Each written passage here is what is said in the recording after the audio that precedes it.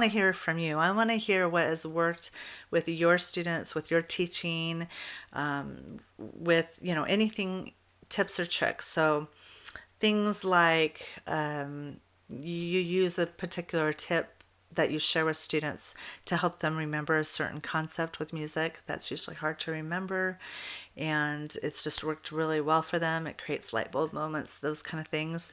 It's like, oh, I remember that because this is how I learned it, that kind of thing.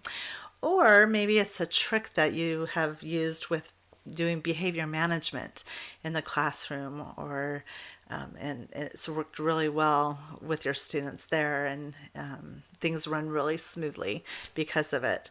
Or maybe it's organizational skills, or maybe it's something that helps you when you go home for the day, and this is the things that you do to help things be a little less stressful for teaching. So really anything that will help a teacher, we want to hear it. And so I will give you a huge shout out for your share.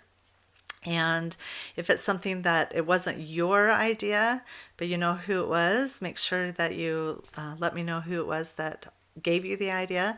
Or if it was something that you're not sure where you got the idea, you just heard it, one of those things that have been around forever, um, you know, just say that too, and that's fine. But don't think that everybody knows that tip or trick. Sometimes we think, oh, this has been around forever. Everybody knows about this. But the thing is not everybody does. There's teachers that are young and they're just starting out, and they could really use that tip or trick. So don't be afraid to share. The more the merrier. I really want this to be a weekly thing if possible. So the more we get, the more I could share. And I'm really looking forward to it. So I love collaboration projects because we can all learn from each other.